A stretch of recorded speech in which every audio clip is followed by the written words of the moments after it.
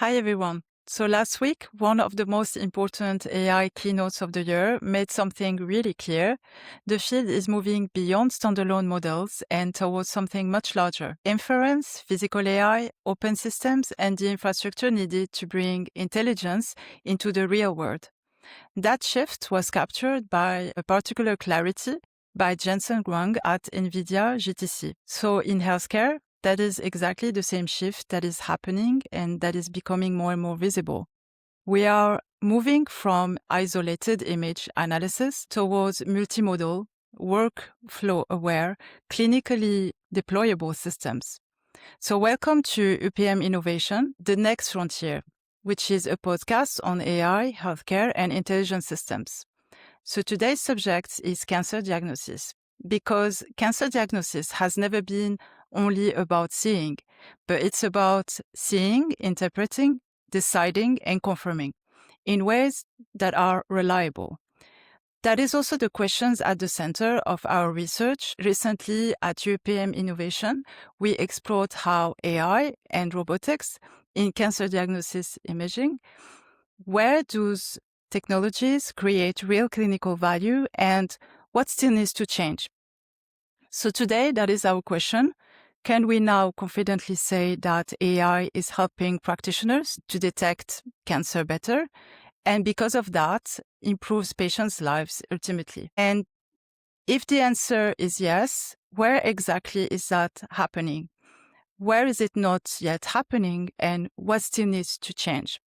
So I'm joined today by three guests who approach that question from different but highly complementary angles. So Dr. Luc Rotenberg, which is a very experienced radiologist in Paris, working in breast and diagnostic imaging, bringing the day-to-day clinical view of AI and of how actually AI is encountered in practice. We are also joined by Sylvie Davila, which is the founder and CEO of Erami, with a background spanning biology, medical imaging, and clinical AI development in breast imaging. And also joined by Mickael Tardy, which is a chief scientist officer with really a deep expertise in imaging AI, medical engineering, and technical conditions required for development in cancer diagnosis. So thank you all for joining. Hi. So Luc, actually, let me start with you. Before we talk about platform, studies, or systems, there is a very simple question at the center of all of this. From where you sit as a radiologist, is AI generally today helping practitioners detect cancer better? And what do radiologists need from that help to be actually real? Well, first of all, thank you for the invitation, Kinder. It's a pleasure for me to be here. Yes, of course, AI from now is quite part of our daily practice, especially in screening for breast. If you are speaking about breast detection and breast cancer, so it's a daily part of our practice with precision, of course. And we have to know, for all the radiologists, we have a lot of questions. Is the IA will be scaring or will be collaborative with all the questions from many years now? Are the radiologists becoming obsolete or not? And for me, using IA for several years now, I should say, like in many papers, that of course, radiologists who use AI will replace for sure for those who don't use it. That's the first thing. We have to know also that AI is not only in detection and screening in breast. IA now is a part of all our practice, from prescription to interpretation to detection, of course, and also in the imaging quality, in post-processing system, in order to reduce the artifact of the images, to reduce the dose of the images, to reduce the noise of the images, etc. Then, if we refer to breast screening, of course, as I told already, AI is already part of our daily practice, especially when it reduces interpretative burden. So when you use AI in screening programs, screening practice, AI will help you to target some suspicious finding some lesion, etc. But the first line, and for me, and the best thing of AA is to help me to go faster with negative screens. So for negative lesions, when the AA system negatives the exam, that's the very best way to accelerate its workflow and increase efficiency of our works. In that way, it reduces the workload and reduce the large mass of your work. And in the other side, of course, AA will help you to catch more cancer, to catch more of them. A lot of trials show that maybe to catch more up to 40 to 50 missed cancer with AA targeting. And also it will help you to catch earlier cancer. Most of them maybe 1 year before you will catch them in the normal life, and sometimes 2 years before. And if you add the prior exam, because now the system are increasing, maybe Mickael and Sylvie will tell you the solution are improved with the prior exam. So improve again the reading speed, the catch more cancer, catch cancer earlier, and of course improve accuracy. But we need system, of course. We need system. We'll talk about that. Useful, appropriate, reliable. The workflow is the main things that the system is completely embedded in the workflow in order not to add something time consuming, etc., etc. So we need systems that are completely embedded in the workflow of our system. And I should say that it's quite the fact from now. And maybe Sylvie and Mickael should go on that way. So the human judgment Yes, is very absolutely. important to stay. So we are collaborative with the AA system. It's like a new colleagues, never tired, never sleeping, never disturbed by the telephone. So for us, it's a very good system, and we need it. When you use it, for sure you will need it for a long time. Yes, but the real threshold, so it's not is AI impressive. Really, the question is, does it help the radiologists without disturbing how the radiologists actually initially work on day-to-day basis? Because radiologists do not want one more disconnected layer of complexity, I imagine. And they want something integrated, intuitive, and clinically useful. And that point, came really strongly in the research actually that we recently published, that the fact that adoption is at the highest when systems fits in the radiologist's workflow rather than asking them to change it. So it also raises a bigger question about the human role, as you said. AI literacy, but also training and judgment become here really important, because the radiologist obviously doesn't need to become an AI engineer, but they do need to know what the system is doing, what is strong, where can it fit, and where professional responsibility sits. So if AI is already helping in reading, why did someone decide actually to build this space in the first place? What kind of impact is actually realistic today? So Sylvie, let me turn to you. So You actually chose not only to comment on this field, but to build it in it. So concretely, what problem did you think needed solving when you initially founded Erami? And what kind of impact is, from your point of view, realistically possible today? So thank you for this invitation. Honestly, what decided me to build an AI in mammography, it was the promise of perfect and earliest detection. Radiologists are already highly skilled, but they're overloaded, working through large volumes of study and under time pressure. So the problem is less about capability and more about consistency, workload, and variability in the real-world interpretation. Important findings can be subtle, and interpretation can vary depending on the context and the fatigue of the radiologist. Even experienced radiologists can miss subtle signs. That's where AI can realistically help.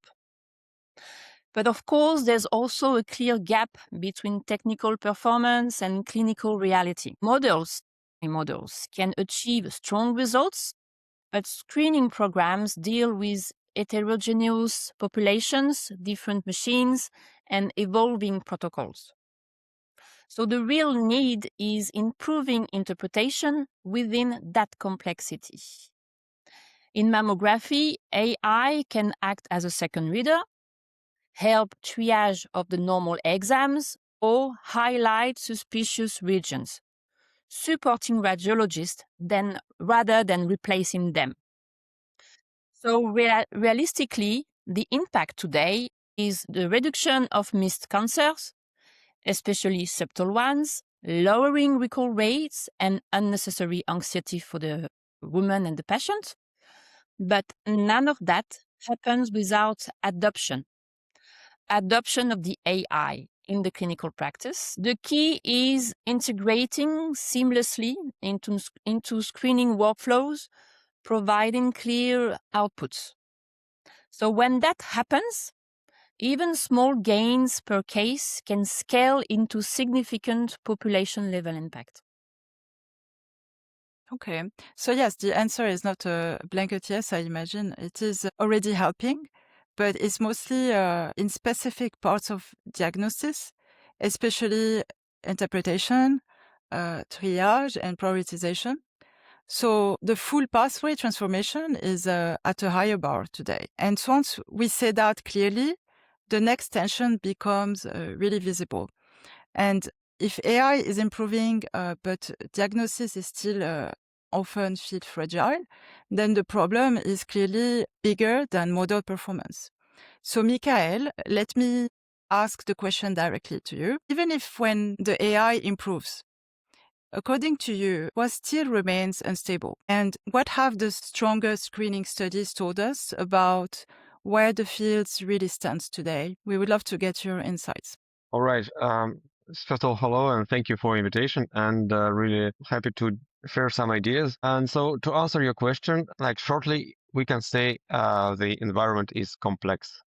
We have plenty of things, and Sylvie just told that we have a challenging environment of fatigue of radiologists with plenty of data. So we have a target of capturing cancers in a challenging environment of data, of technology, of tools, of systems that are always evolving. We have new machines, we have new modalities, we have evolving modalities. In breast imaging, we have 2D mammography, we have tomosynthesis, we have ultrasound, we have 3D ultrasound, we have contrast enhanced mammography. And all these tools are on hand of the radiologists, and now AI is an additional tool that is very good in doing simple tasks because we can do image processing and find patterns. Like AI and is very good in doing this. Specifically, we can find patterns and we can statistically reproduce what an average radiologist is doing. So obviously, we have some studies currently that shows comparable or better performances than radiologist is helped by an additional tool. And this is as similar as 2 or 3 readers reading the same case. So this is, let's say, kind of obvious. This is why we have better performances with tools than without. But to make it solid and less fragile, we actually need to think about integration. So the quality of technical integration is one of the key of success. We have a Gemini study recently that actually excluded about 50% of data related of technical issues because just simply we could not send data to an AI and get a response. For a study, it was fine, so we could exclude them. The statistics have been done on the relevant part of the data set, but this is a challenge of regular practice. The radiologist who is in a rush of providing high quality diagnosis and having a patient waiting for him and saying, okay, have I cancer or not? And we have technical errors and we have a message saying the data could not be sent to AI. So now when radiologist is used to be helped, they has stress of not having the response on time. So they have this challenge of not being always reproducible and efficient in their workflow. And obviously, we can take this integration on higher scale because it's not only about finding a pattern, it's also about having real world performance in managing all and orchestration all these tools. It's also about how we feel today. So if we, as radiologists, coming to the institution and like first thing of the day, we have some technical issues, it may go wrong. And other things may also go wrong if it's not automated and integrated correctly. Yes, yes, absolutely. I think the research, the manuscript that we described earlier, explained especially well how it moves away actually from isolated performance metrics towards, as you said, the reliability of the whole pathway. It shows that diagnosis is not one single task. Its uncertainty sits not only in reading, as we said, but also in referral, biopsy, confirmation, and the follow-ups as well. So it also makes a second important point. Integration, as you said, really matter. And a system may look strong in a study, but it doesn't fit workflow or work reliably in practice, then the real value can be much lower. And we are now seeing that in real screening program. So you mentioned some of the study. We saw, for example, in PRIME, a large German breast screening study, cancer detection increased from 5.7 to 6.7 per 1,000 women screened, while recall stayed stable. And you also, I think, mentioned Gemini earlier, a UK study on how AI can be used in screening. AI support found 11 additional cancers and reduced reading workload by up to 31%. We can also, there's a lot of interesting stats, but one that was also interesting was in Maasai, which is a very important, a large Swedish mammography screening trial. One AI-supported approach reduced reading workflow by 44.3%. With safety closely monitored. So the lessons is no longer simply AI can help. It is workflow design determines what kind of help you actually get. So Sylvie, does that also match what you see in practice from your side? And that the question basically is no longer only does the model work, but where does it fit and what does it really change? Yes, yes, that matches what we see in deployment. So it has shifted from purely measurement performance to defining the model's role in clinical practice. So now the emphasis is on how it fits into workflows, supports decision making, and also provides value in real world settings. So not just on accuracy metrics. Yeah. And so once the reading becomes more stable, another question appears almost immediately. If the image has been read and something suspicious has been identified, where does the next uncertainty sit? So, Luc, after suspicious finding has been identified, where does the next measure uncertainty? That's the really fair question. IE for now in screening program, as we saw in screening program, IE is a very good tool, very helpful colleagues, never tired as you saw, for detecting lesion. And the best way, as we told already, in not detecting lesion. And the normal images, and when the IA doesn't find nothing, it's about 75% of our practice. That's why the workload is decreasing. So at the end, when the system detects something, it targets something, so it detects something. That's the real question, especially in breast lesion. When you find a breast lesion, it should be everything. It should be something benign, something suspicious. And of course, here comes the role of the radiologist to determine, to classify, and to characterize this lesion. As Mickael already told, we don't have only the mammogram and the screening. We have also ultrasound devices, MRI, contrast sensitive mammography, CHEM, etc. In order, when you find something, you are mandatory to go on and to check this lesion in order to see what is the rate of suspicion, what is the rate of malignancy of this target. And this is the main thing. So what we will do after? So by chance, in breast imaging, we had a classification, worldwide classification, who is calling BI-RADS classification, that use all the radiologists all over the world, that give you the rate of malignancy for every lesions. So these BI-RADS have a classification from 1 to 5 or 6. So when it's 1, it's normal. When it's 5, it's very suspicious. But very suspicious doesn't mean that it's a cancer. When you, even for BI-RAD 5 lesions, so the rates of malignancy is about 90 to 95%, is to say that 5 to 10% of those lesions are benign.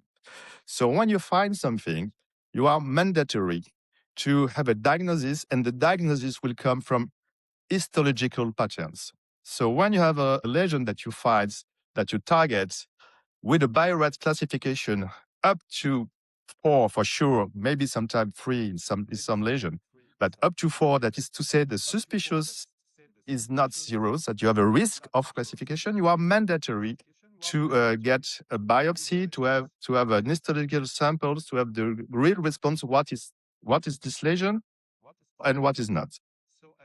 IA for now in our daily practice just come to the screening program and to target and to detect some lesion. And for now, the duty and the radiologist is mandatory to characterize this lesion. That's why radiologists have to be a doctor first and not only an image reader. If you think you are just that, you are not a doctor for sure. So that's why when you come to see a radiologist, it's not only to read images, it's like a preoperative or clinical pathway consultation, by the way. And at that time, it's very important to check in the step 1, if this lesion have to refer to biopsy, what kind of biopsy, to ensure that the concordance of the lesion is the good one. That's the way that you have to do. And that's why interventional radiologists and cynologists particularly are very acquiring to do the best way for the concordancy of the lesion and to ensure the good biopsy, the good intervention, and to check after that the concordancy of the results. So you just have to perform the biopsy and you leave the patient go away. You have to refer or the doctor, the gynecologist, or the radiologist himself to check back the patient maybe 10 to 15 days later with the results of the LC in order to check if everything is concordancy. And if, of course, it's benign, you have to ensure that it's benign and to follow up the patient. And if there is any doubt, to refer the patient to the tumor board, for example, to see what we have to do. So that's why the role of radiologists is still very important, of course. And the AI for now will not replace the doctor and the radiologist. So this is where a biopsy, as you said, becomes a real test for the whole AI conversation. Even if AI improves the front end of diagnosis, the pathway can still remain fragile. So this is where, as we said, biopsy become a real test for the whole AI conversation. Mickael, if confirmation remains this important, what does that mean of how we should judge diagnosis performance overall? So we have technically several ways of doing this, and it's all about ground truth. We may find a lesion, so we can verify the suspicious finding and content ourselves that AI is able to find this suspicious finding and be clear about the promise. If we want to offer a more complete diagnosis performances, we need to follow our patients. It's not sufficient to say we did a biopsy on this patient and the AI has a right of saying this is suspicious. We also need to take the remaining 99% of the population and follow them until several years from the day of the exam to figure out if actually they didn't have anything. And it's very often not true, and some of these patients develop cancers, and these cancers could have been found at early stages. So we need to have this ground truth to build a reliable promise about the diagnosis. In other words, stronger interpretation doesn't automatically mean stronger diagnosis. Absolutely. The real unit of value is, as you said, the full pathway. And that brings me to the next question, actually. If diagnosis is a pathway, what kind of system is now needed? technically, but also clinically and institutionally, to make all of this more reliable. Sylvie, let me start with the frontier. Are we moving beyond image AI into something more integrated, more multimodal, and more usable in real clinical settings? And if so, what should serious decision makers be asking before they start getting impressed by the technology? At RME, we are moving now on the multimodality part, So we are getting more and more focus also on other modalities like ultrasound and breast ultrasound and breast MRI. I will let Mickael explain this more because he's the one who is more working on the multimodal part. Absolutely, sure. So we mentioned previously, this is not only about mammography today. The full pathway, the full diagnosis is relying on several modalities, and the decision making is based on mammography, ultrasound, MRI. Today, always we can have contrast enhanced mammography as well. And the final decision would be based on all these key informations and key insights from all the imaging coming together. And we need to offer tools that are efficiently combine all this data together in one unique place. And this is something that we are working on efficiently today at Harami, for example. Yes, that makes sense. And actually, we had some really interesting regional finding in the research. Europe itself is useful because it is organized screening, regulation, and real deployment conditions, making the evidence especially strong.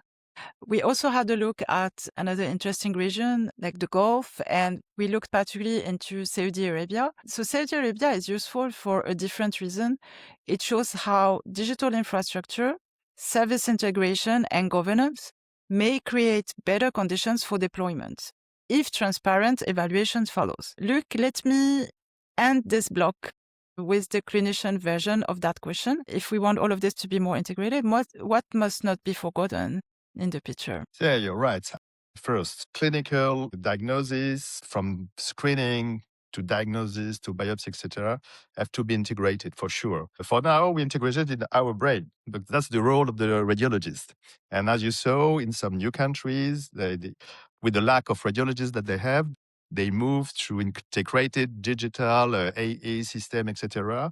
And they have there are new tools for sure, but the integration between doctors, radiologists, and technical tools, technical effects, and digitalization are very important. But we have to be aware about that and not to forget that the doctor still stays in the center of the decision, not to give the decision only to the digital tools, etc. And the role of the doctor is still very important.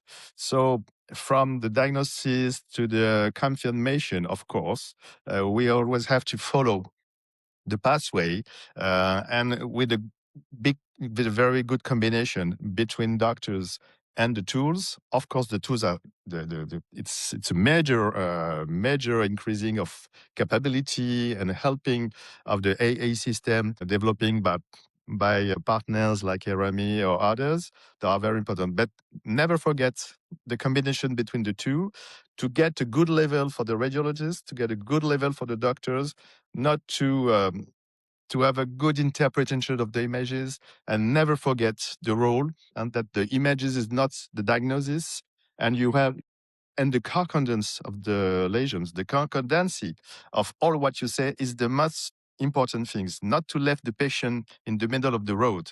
You find something, you think it's that or that or that, and to leave the patient in the middle of the road. So you have to take the patient till the end.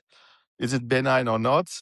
What we do with that, and if it's not, to refer to the tumor board that you are part of the tumor board. That's the very nice thing, especially in breasts. The radiologist is at every step of the pathway of the patient, from the detection to the confirmation to the treatment and to the follow-up. So the role of the radiologist is absolutely crucial, absolutely central, especially in breast lesion, breast imaging, and breast cancer, of course. Yeah, that may be the single most important reminder of the whole conversation, actually. Faster suspicion is not the same thing as faster certainty. Absolutely. So before we close, Yes, I want to briefly look beyond the deployed AI tools. Because AI is already changing reading, the next question obviously is what may come next and what still feels more as an exploration at this stage. So Luc, if you can, actually let me bring this future-facing question together. If we look beyond today AI reading, according to you and your experience until now, which technologies do you particularly think have a real potential in cancer diagnosis, and which of them still feel exploration more than maturity? I'm thinking in particular of machine learning in image fusion, contrast enhancing mammography, and robotics as well, whether in image guiding biopsy support or in longer terms area, maybe in the future like micro robotic or nano robotic. Yes, you're right. Everything is important, by the way. So, when you look beyond, and many research are on the way for now. So as doctors, so we take and we embark in new technology regarding, of course, their capability, efficiency, and as we talked about IA, the capability to embed the system in the pathway, not to be more difficult, but to get more easier. So, of course, we talked about fusion. As Mickael was saying, we are waiting for new system AA embedded, of course, in MRI, in ultrasound. They just start in ultrasound, some systems, in order to have a large and a vast view of the lesion and more capability and efficiency to characterize this lesion with the help of maybe of IA. From now, the only way to have a diagnosis for a suspicious lesion is to perform a biopsy. But maybe tomorrow not. Maybe we have as much characterization with some lesion, robotics, radiomics, etc., that maybe we have a diagnosis with a good confidence without a biopsy and maybe not surgery, of course. The role of doctors now is to decrease, of course, the treatments and maybe to go further to interventional techniques and interventional radiology, etc. In that way, as you say, maybe robotics will be a next game changer in order to increase the overall level of interventional radiologists, maybe more radiologists, maybe less expert to access to techniques that they cannot afford from today, and maybe robotics will help in the next future. But for now, regarding the robotics, we are just talking about a work in progress, some studies, some places just start to try the system and maybe to increase the level of the system. But for now, it's not in the daily practice. What it's in the daily practice is the increasing useful of interventional radiology regarding open surgery, for example, in the decrease aggressively of treatment for the lesion. For benign lesion, for sure, we are able to remove a lot of lesion with non-surgical system, with vacuum-assisted excision, for example, with laser, with cryotherapy, with radiofrequency, etc., with HIFU as well. So we have many tactics to destroy or remove lesion.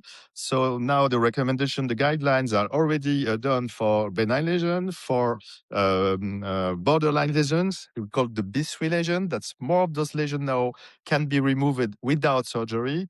And for cancer, the next future will tell us how we can segregate the indication for surgery and not surgery, medical treatments, immunotherapy, etc. All the pathway for the treatment for those lesions are moving right now. We see that every day we have new tools, many new ways of treatment for lesion, and breast cancer it's one of the best cancer to be treated now in the world. Even it still touch a very large population of women, of course, and the research is on the way all the times.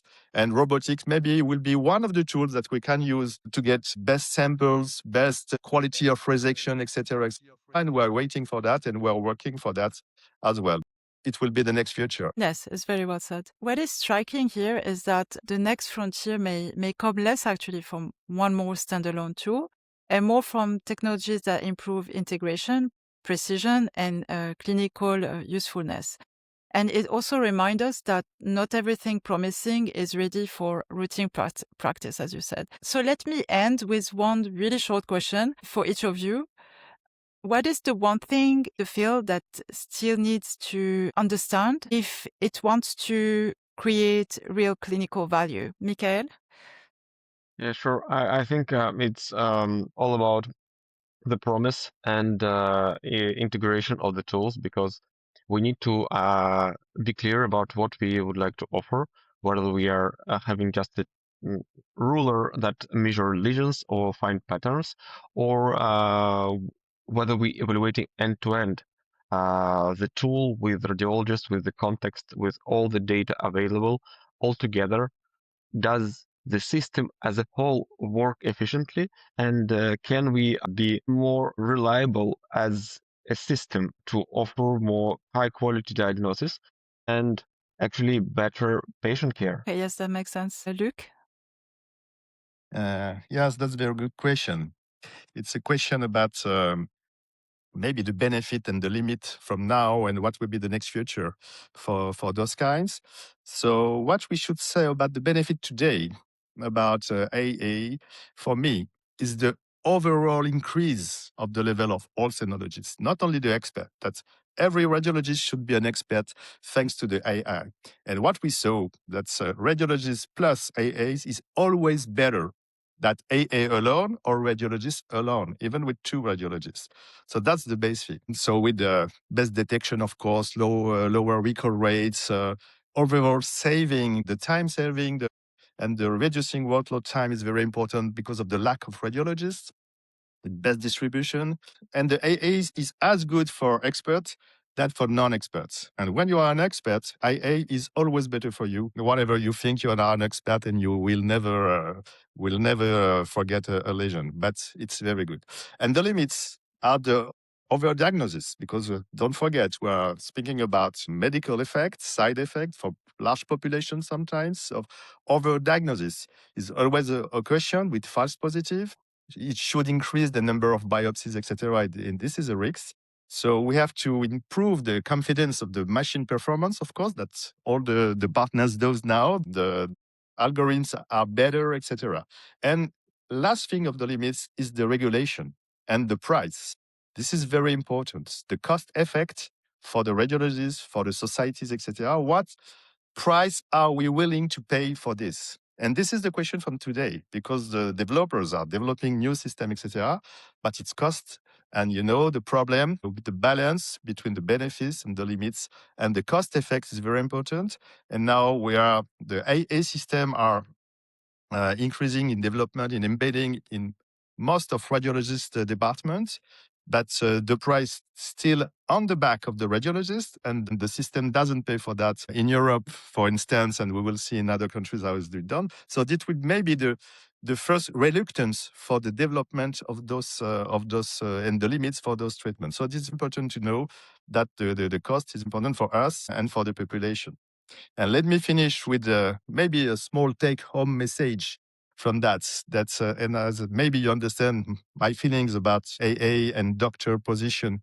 And so the doctors are very important in this system, and the doctor have to be more human. The one using AA system, using the system has to be a tool, colleagues if you want, etc. But don't forget to be a doctor with the clinical, etc., etc. But don't forget the 5C that we saw in the literature: compassion, comprehension, creativity, critical mind conscience.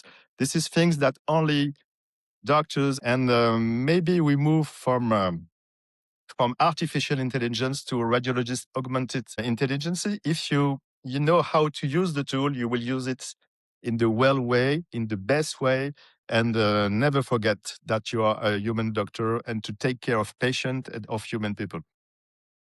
Well, Luc, thank you very much for those really important points. You touch on the cost and the human at the center, which are important points in that conversation. My own answer to that same question would be, we still do not fully, I think, understand whether cancer diagnosis AI is really a software story or whether in the end it's an infrastructure story. Mickael? Yes. Yeah, I believe, Kinda, you touched a very important point about distinction between software engineering and the whole integration, because obviously engineering is fun, and today, as engineers, we are very well equipped in building new tools. You told about NVIDIA earlier today. We have plenty of tools allowing us to build more and more different and rich systems. But it's not about that. It's about what just Luc said. We need to have doctors who are human, and we as engineers have a mission of bringing tools that allow them to be better augmented doctors and better human being, and not just bringing them tools because we're having fun as engineers. That is a beautiful way of ending and really interesting point. Thank you all. So thank you very much. What I hope this conversation has made clear is that future of cancer diagnosis will not be defined by stronger models alone. It will be defined by whether we can build diagnosis pathways, as we discussed, that are more connected, more reliable, and more useful in practice, from the interpretation to the confirmation. Because the real frontier is not intelligence in isolation. It is intelligence that can be deployed, integrated, trusted at scale, and in the real clinical pathway, as we discussed. And moving that frontier forward will require much closer alignment between clinicians, researchers, health systems, engineers, and the people building the technologies and infrastructure behind them. So that is exactly the frontier we will keep exploring at UPM Innovation. And thank you all for joining.